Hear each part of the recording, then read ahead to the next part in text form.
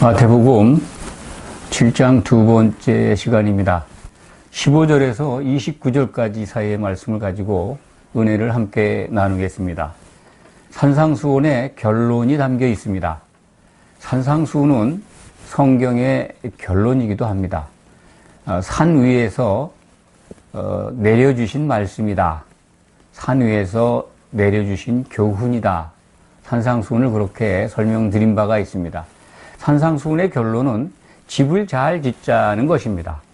예수님이 이 땅에 오신 것은 십자가를 지시고 하나님이 거하실 집인 영원한 집인 새 예루살렘을 건설하기 위해서 교회를 세우신 목적으로 오셨습니다.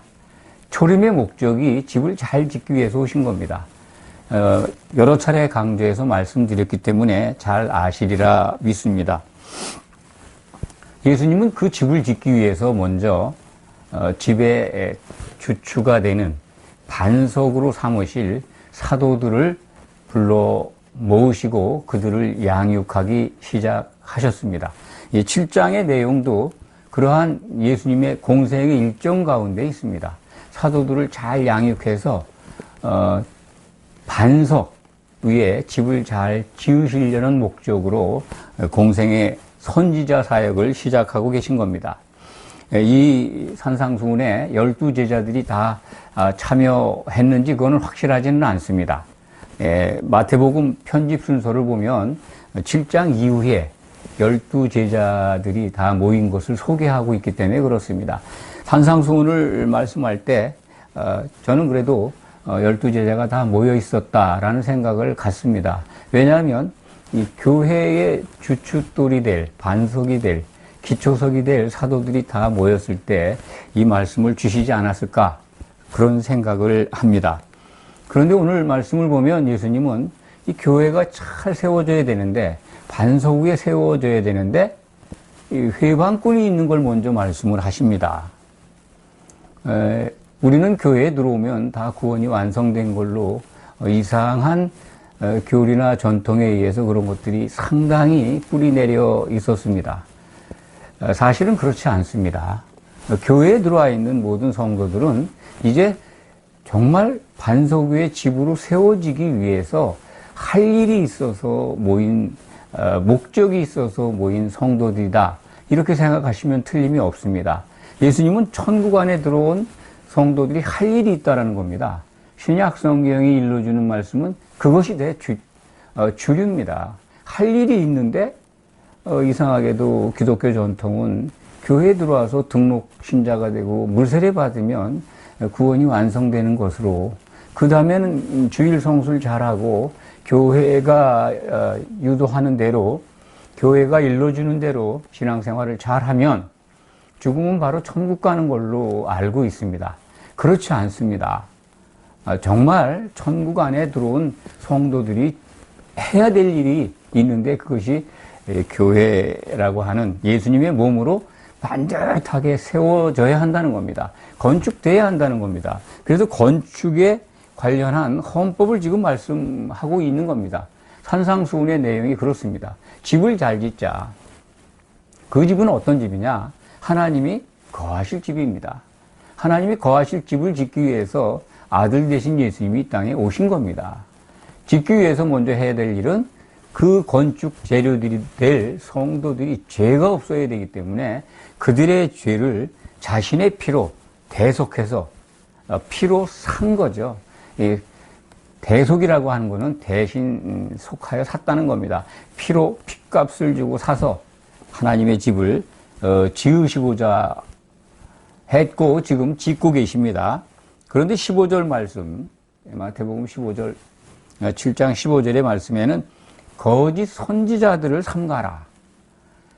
삼가라는 말이 분별하라는 뜻이다. 이렇게 이해하시면 쉽게 받아들일 수가 있다고 봅니다. 삼가라. 거짓 선지자들을 잘 분별해라. 구별할 줄 알아야 된다는 겁니다. 그들의 특징이 뭐냐면 양의 옷을 입고 있다는 거예요. 양. 성도들이 과 똑같은 신약 성경에서 양은 구약 성경도 마찬가지입니다만 하나님의 백성을 신약 성경에서는 성도로 지칭하고 있습니다. 그렇기 때문에 성도들의 옷을 입고 겉은 나오는데 속에는 노략질하는 이리라는 거죠. 이리는 양을 잡아먹는 무서운 짐승입니다. 양을 잡아먹기 위해서 양의 탈을 쓰고 교회에 들어와 있다는 겁니다. 이것을 우리들이 간과하면 안 됩니다. 교회는 안전지대다. 아닙니다. 이리들은 어디 와서 먹잇감을 찾겠습니까? 양들이 있는 곳에 와서 먹잇감을 찾는 거 아니겠습니까? 교회에 들어와서 양의 옷을 입었는데 그걸 감추고 양들을 잡아먹으려고 호시탐탐 노리고 있다는 거죠. 요즘 그 중국에서 나타난 그 신종 코로나 바이러스 때문에 전 세계가 아주 혼란스럽고 또 뭐 공포스럽기까지 합니다. 우리나라도 여러 환자가 나타나 있고 신종 코로나 바이러스는 문제는 아직까지 이 백신이 없다는 겁니다. 뭐 이렇게 치사율이 높거나 우리나라는 거의 뭐 치사율이 나타나지 않습니다만 중국에는 많은 사람들이 희생당하고 있습니다. 이 코로나 바이러스는 이 백신이 없다는 데 문제가 있습니다. 아직 뭐 곧 개발이 될 거라고 저는 생각을 합니다만 백신이 없어서 사람들이 우왕좌왕하는 겁니다. 교회 안에 바이러스가 있는 것을 여러분들 생각하셔야 합니다. 굉장히 중요한 이 관점입니다. 이리가 이 땅에 있다는 걸 보면 이리가 이 교회 안에 들어와서 양을 삼키려고 하는 이 거짓 선지자, 이거는 굉장히 무서운 바이러스입니다. 교회 안에 들어와 있는데 사람들을 미혹해서 교회 건축을 회방하고자 그들은 활동하고 있다는 겁니다. 그러니까 우리들은 눈에 보이고 우리 육신의 건강을 해치는 이 코로나 바이러스의 공포에 빠져 있지만은 정작 성도들이 정말 놓치지 말아야 되고 주의 깊게 늘 관찰하면서 경계해야 될 것은 교회 안에 심어져 있는 교회 안의 바이러스입니다. 이 바이러스와 이 세상에 사람들을 감염시켜서 곤란케 하는 그 바이러스의 차이가 뭘까요? 특히 그 신종 코로나 바이러스는 백신이 없다고 했습니다. 그런데 교회 안에 우리가 성도들이 예수님의 몸으로 세워지는데 그걸 방해하고자 침투해 있는 그 바이러스와 가장 큰 차이가 뭐냐면 잘 들으시기 바랍니다. 교회 안에 들어와 있는 바이러스는 백신이 있습니다. 백신이 있는데 그 백신을 맞으려고 생각을 안 해요. 성도들이, 교회 안에 있는 사람들이. 자기들은 백신을 맞았다라고 착각을 하고 있는 겁니다. 그런데 신종 코로나 바이러스는 아직 백신이 없잖아요. 가장 큰 차이가 그거라고 생각을 합니다. 그래서 사람들이 지금 혼란스러운데 가장 큰 차이는 교회 안 바이러스는 사람들 생명에 치명적이라는 겁니다.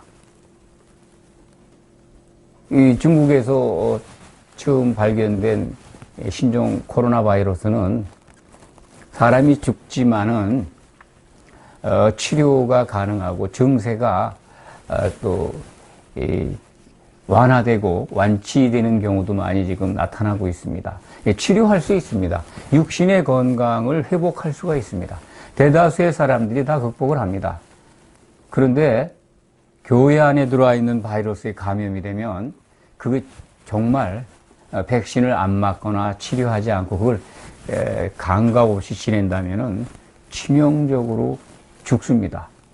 육체의 죽음뿐만이 아니라 육체는 뭐 누구나 다 이 땅에 태어난 사람들은 다 나이가 들고 세월이 흐르면 다 이 세상을 떠나게 됩니다. 몸은 흙으로 돌아가게 됩니다. 그런데 몸 안에 담겨 있는 우리들의 생명인 혼은 예수님 오실 때 심판을 받게 됩니다. 또 마지막 심판 때 또 심판받게 됩니다. 그렇기 때문에 이 육신의 죽음이 곧 사람의 죽음이 아닙니다. 코로나 바이러스는 사람의 육신을 죽이지만 교회 안에 들어와 있는 이 바이러스는 사람의 혼을 죽입니다. 그게 가장 큰 차이입니다. 아주 영원히 죽입니다. 진짜 생명을 죽인다는 거죠. 근데 사람들이 육신의 바이러스만 무서워하고 교회 안에 들어와 있는 바이러스는 전혀 생각을 할 줄 몰라요. 그게 가장 큰 문제입니다. 그리고 오늘 예수님이 말씀하신 것을 보면은 그들의 열매로 그들을 알지니라는 말씀이 있습니다. 20절에 기록이 되어 있대요. 이러므로 그들의 열매로 그들을 알리라. 그런데 교회 안에 들어와 있는 바이러스가 감염시킨 성도들의 그 모습은 상당한 시간이 흘러야 알게 됩니다. 잠복기가 너무 길어요. 신종 코로나 바이러스는 잠복기가 뭐 14일 이내에 나타난다는 거 아니겠습니까? 전파력은 강하지만 그 감염된 상태에서 증세가 나타나기까지 14일 안에 증세가 나타난다는데, 교회 안 바이러스는 증세가 잘 안 나타나요. 열매가 나타날 때쯤 되면 치료가 불가능합니다. 그들이 전파하고 그들이 가지고 있는 능력이, 바이러스의 능력이 아주 대단합니다. 처음에는 증세가 전혀 없어요. 어쩌면 세상을 떠날 때까지 그 증세를 못 느끼고 신앙생활 하는 분들도 있습니다. 그 교회 안의 바이러스를 예수님이 뭐라고 얘기하시냐면 거짓 선지자라고 말씀하신 겁니다. 일이. 마태복음 24장에 두 차례 거짓 선지자라는 말이 나옵니다. 예수님이 마지막 때를 예언하시면서 주신 말씀이죠. 마태복음 24장 11절에 거짓 선지자들이 나타나서 많은 사람을 미혹할 것이다. 많은 거짓 선지자들이 나타난다는 거예요. 그리고 24장 24절에는 그 거짓 선지자들, 거짓 그리스도도 포함이 되어 있습니다만, 그들은 택한 자들도 미혹한다는 겁니다. 택한 자들, 곧 하나님께서 택하신 교회에 들어와 있는 성도들을 미혹한다는 겁니다. 그 일이 지금 이루어지고 있지 않습니까? 마지막 때이니까. 마지막 때에 마지막에 가서야 나타날 일이기도 하지만 이미 교회 안에 거짓 선지자들이 나타나서 또는 거짓 그리스도가 나타나서 택한 자들을 미혹하고 있습니다. 그들이 갖고 있는 바이러스를 통해서 미혹합니다. 이 바이러스의 내용이 뭘까요? 22절에 예수님이 미리 말씀해 주셨습니다. 21절부터 제가 좀 읽어드리겠습니다. 나더러 주여 주여 하는 자마다 다 천국에 들어갈 것이 아니요 다만 하늘에 계신 내 아버지의 뜻대로 행하는 자라야 들어가리라. 그날에 많은 사람이 나더러 이르되 주여 주여 우리가 주의 이름으로 선지자 노릇을 하며 주의 이름으로 귀신을 쫓아내며 주의 이름으로 많은 권능을 행하지 아니하였나이까 하리니. 이게 교회 안에 들어와 있는 바이러스들의 능력입니다. 거짓 선지자들이 가지고 있는 능력, 그들이 즐겨 사용하는 미혹의 방법입니다. 이거에 감염돼 있다면 깨달아야 되는데 이 백신이 주어졌는데도 백신을 이용하지 않아요.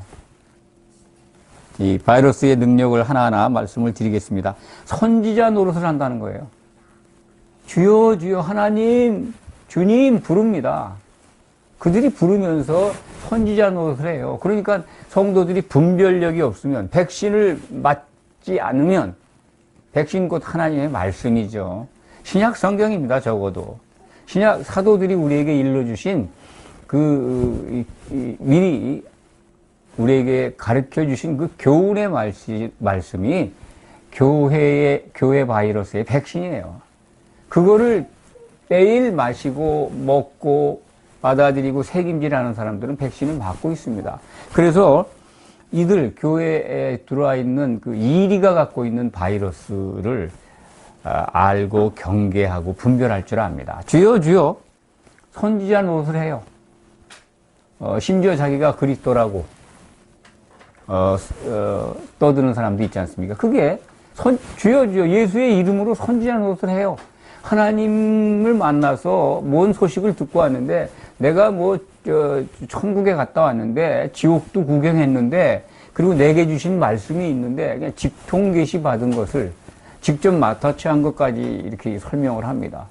하나님의 속마음은 이런 거래. 선지자가 하나님의 속마음을 잘 드러내는 자라고 했죠. 이 시대의 선지자는 신약 성경을 통해서 우리에게 끊임없이 말씀을 주고 있는 사도들입니다. 그 외에 선지자가 필요할까요? 하나님은 마지막 이 하나님의 속마음을 다 우리에게 드러내 주셨습니다. 요한계시록이 그것을 우리에게 알려줍니다. 그러니까 선지자로서 쓰임받는 가장 핵심적인 사람들, 그 12사도들이 기록한, 그들의 영향을 받아서 기록한 신약 성경을 잘 보면 하나님의 뜻을 알 수가 있고 다른 가짜 선지자들을 구별해서 우리가 빠지지 않을 수가 있습니다.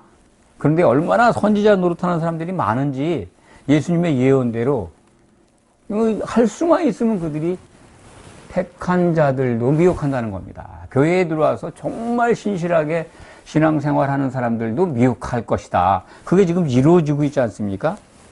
그리고 그들은 또 어떤 능력을 갖고 있냐면 그 바이러스는 귀신도 쫓아내요. 예, 쫓아냅니다. 대단한 능력입니다. 그러니까 얼마나 사람들이 미혹하기에 참 혹 빠지겠어요. 근데 그들이 쫓아낸 귀신은 다시 들어온다는 거예요. 열매로 그들을 알게 되는데 처음에는 나은 것 같은데 나중에 보면 다시 들어와 있어요. 그러니까 사람만 속이기 위해서 능력을 보이는 거죠. 사도 바울은 이 부분을 이렇게 말씀합니다. 고린도 후서 11장 13절 이하입니다. 그들은 참 광명의 천사처럼 활동한다는 거예요. 정말 광명이라는 건 빛의 천사, 하나님께 속한 천사들처럼 그렇게 사람들에게 능력을 행사하고 하나님의 속마음을 일러주는 것 같이 하나님의 심부름꾼처럼 일을 한다는 거죠. 그리고 의의 일꾼처럼 행동한다는 거예요. 광명의 천사와 의의 일꾼으로 일을 한다는 겁니다. 그러니까 속을 수밖에 없죠. 귀신도 쫓아내고 능력도 행하는데. 그 다음에 여기에 보면 7장 22절입니다. 주의 이름으로 많은 권능을 행하지 아니하였나이까. 이 권능의 내용이 병 고치는 것 또는 이 시대에는 가장 특징적으로 나타나는 게 교회의 부흥이라고 저는 생각합니다. 굉장히 사람들을 많이 끌어모읍니다. 외형이 굉장히 커져 있습니다. 교회의 크기나 웅장함이나 화려함, 그리고 그런 데서 일하시는 분들의 이 파토스나 에토스적 설교, 사람들을 감동하고, 그리고 그를 통해서 모인 사람들을 통해서 얻어지는 그 명성, 인기, 이것이 더 시너지 효과를 내가지고 더욱더욱 부흥하고 성장합니다. 부흥한 교회가, 크고 웅장한 교회가 다 그렇다는 것이 아닙니다. 대개의 경우 권능이 그렇게 나타납니다. 방언의 권능을 사용할지도 압니다. 하나님께로 받은 예언이라고 속일 줄도 압니다. 그런 것들이 예수님 말씀 속에 다 들어 있습니다. 그것이 양의 옷을 입고 속에는 노략질하는 이리의 생각을 가지고 교회에 들어와 있는 교회 안에 있는 바이러스들입니다.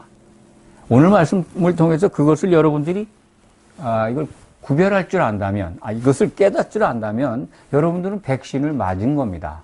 백신을 맞아서 계속 그것을 주목해 있다면 절대로 미혹되지 않습니다.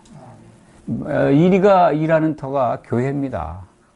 모기가 있는 곳에서 일을 하죠. 거짓 선지자가 어디 뭐 산에 가서 아니면 뭐 다른 종교 단체에 가서 활동하겠습니까? 세상에서 먹잇감을 찾겠습니까? 그들은 이미 자기가 자기 먹이로 잡아놓고 있는 확실한 자기 먹잇감들인데 뭐로 거기서 활동을 합니까? 정말 정작 먹어야 될, 감염시켜야 될 대상이 있는 곳, 교회에 들어와서 활동하는 겁니다. 예수님이 23절에 아주 놀라운 말씀을 우리에게 주고 계십니다. 그때에 내가 그들에게 밝히 말하되 내가 너희를 도무지 알지 못하노니 불법을 행하는 자들아 내게서 떠나가라 하리라. 그때라고 하는 건 예수님이 이제 재림하셔서 그리스도의 심판 법정의 재판장으로 앉으셨을 그때입니다. 그것을 생각하시면 됩니다. 마태복음 25장에 기록되어 있는 말씀을 적용하시면 틀림이 없습니다. 또 고린도후서 5장 10절에 기록되어 있는 그리스도의 심판 때 이것을 연상하시면 됩니다. 그런데 그렇게 선지자 노릇을 하고 귀신을 쫓아내고 그리고 권능을 행한 그들에게 예수님이 도무지 모른다고 하시는 겁니다. 이것을 우리 성도들은 깨어서 늘 새김질하시기 바랍니다. 이게 백신입니다. 이리에게 물리지 않는 교회 안에 들어와 있는 진짜 신종 코로나보다도 무서운 아주 무서운 치명적인 바이러스에 감염되지 않고 설사 감염됐다 하더라도 이 백신을 맞고 이 약을 복용하면 치료가 됩니다. 거뜬하게 날 수가 있습니다. 왜냐하면 예수님이 모르신다는 거예요. 이렇게 정말 자기들이 갖고 있는 능력을 가지고 막 그럴듯하게 한마디로 말해서 제가 볼 땐 감언이설로 미혹을 하는데 양들은 분별을 못한다는 겁니다. 그리고 오염됐어, 전염됐어도 증세가 안 나타나요. 왜? 나무의 열매가 맺히려면 오래 걸리잖아요.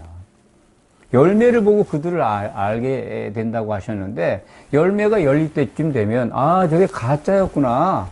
저게 귀신 쫓아내고 막 그냥 뭐 정말 사람들이 몰려가고 박수 받고 환호를 받았는데 아 저게 아니네. 그거 알 때쯤 되면 시간이 많이 경과된 겁니다. 많은 사람들이 감염돼서 희생될 수밖에 없습니다.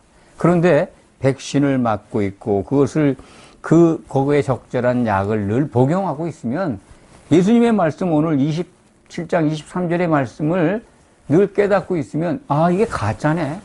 예수님은 도무지 모른다고 하는 사람들이구나 하는 걸 알 수 있지 않습니까? 그래서 불법을 행하는 자들아 불법이라는 거예요. 교회에 들어와 있지만 불법으로 들어왔다는 겁니다. 여기서 이 불법을 잘 이해하시기 바랍니다. 교회에 들어와 앉아 있지만 불법으로 들어왔다는 겁니다. 들어올 수 있는 자격이 뭡니까? 천국, 하나님 나라 안에 들어와서 교회에 들어올 수 있는 자격은 예수님을 통해서 예수님을 바라보고 그분을 정말 그분 믿음 안으로 들어와서 영이 거듭난 자들입니다. 영이 살아난 자들이 들어와서 성령 안에서 한 몸으로 세워져 가야 합법적인 입국자입니다. 거듭나지 않은 사람들이 들어와서 바이러스를 퍼뜨린다는 거고 거듭나지 않은 자들은 또 거기에 몰려가겠죠. 그런데 합법적으로 들어온 성도들이 미혹된다는 겁니다. 예, 여기서 나오는 23절에 불법을 행하는 자 예수님이 말씀하신 불법이 뭘까? 천국에 부당하게 들어왔다는 거예요. 천국은 죽어서 가는 곳이 아닙니다. 우리들은 이미 천국 안에 들어와 있습니다. 이 부분을 너무나 오해합니다. 죽음은 천국에 간다는 것으로 전부 여림은 8, 9이 그렇게 이해합니다. 그렇지 않습니다. 신약 성경은 우리가 천국에 들어와서 할 일이 있다는 거예요. 할 일이 있는 과정에서 그 할 일을 못하게 해방하는 이 악한 바이러스가 교회에서 활동하고 있다는 겁니다. 그래서 이 바이러스를 조심하라 라고 하는 것이 7장 15절에서 29절 말씀의 핵심입니다. 집을 잘 지어야 되는데, 반석 위에 집을 지어야 되는데 그걸 회방하는 바이러스가 활동하고 있다. 그것이 바로 거짓 선지자다. 그렇다면 그들이 없는 가운데 우리는 반석 위에 집을 지어야 합니다. 반석 위가 뭘까요? 그 지혜로운 사람이라는 거죠.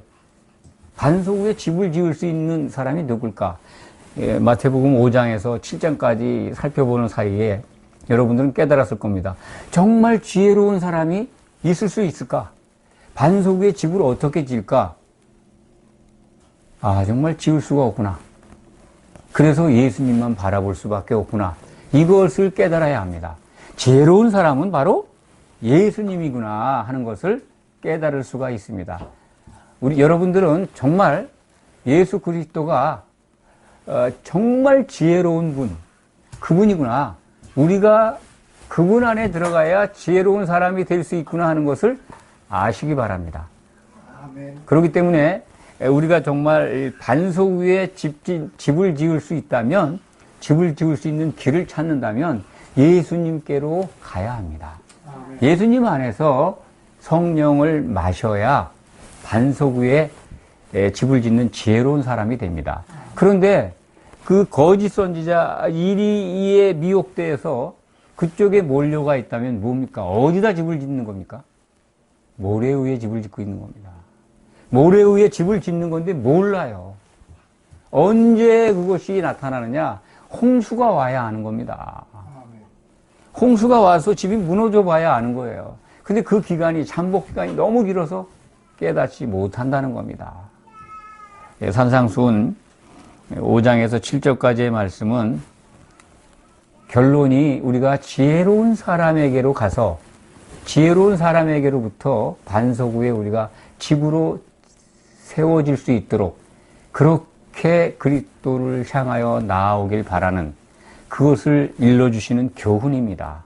우리가 다른 길이 있겠습니까? 우리 스스로 집을 지을 수도 없습니다. 성령을 보내주신 목적은 그렇게 영이 거듭난 자들이 교회의 지체로 들어와서 성령을 함께 마심으로 집으로 지어져 가야 한다는 말씀입니다. 그래서 성령을 보내주신 거죠. 오순절에 사도들에게 부어졌습니다. 성령 충만한 은혜가 사도들에게 먼저 임했고, 사도들의 말을 듣고 그리스도를 향해 나온 자들이 같은 날 성령을 받아 마심으로써 초대교회가 출발하게 됩니다. 교회에 필요한 게 성령입니다. 우리가 한 몸을 이루는 데 필요한 게 성령이지, 능력을 행하고 무슨 귀신을 쫓아내고 그런 일이 일어날 수는 있지만은 그런 것들을 가지고 아주 교묘하게 교회에 들어와 있는 거짓 선지자들이 이리의 양의 탈을 쓰고 이리의 생각을 가지고 성도들을 공격한다는 겁니다. 교회 안에 공격자가 있습니다.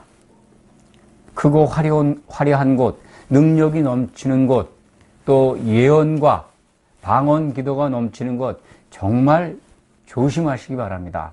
이렇게 예수님께서 구체적으로 그들이 교회에 들어와서 불법을 행할 것이다. 그러니 지혜로운 사람이 되라. 반석 위에 집을 지어라. 그런 당부의 말씀을 하신 겁니다. 반석은 예수 그리스도십니다. 예수님은 그 반석을 12사도들을 통해서 기초석으로, 교회의 기초석으로 삼으셨습니다. 주초를 놓았습니다. 우리는 사도들이 주신 말씀, 신약 성경을 주목해서 늘 먹고 마신다면 반석 위에 집으로 세워질 수가 있습니다. 사도들은 천국 열쇠를 받았습니다. 예수님으로부터. 천국 열쇠가 뭡니까? 사도들이 우리에게 주신 신약 성경입니다. 그것을 늘 잘 받아 먹으면 반석 위에 세워질 수 있습니다. 기도하겠습니다.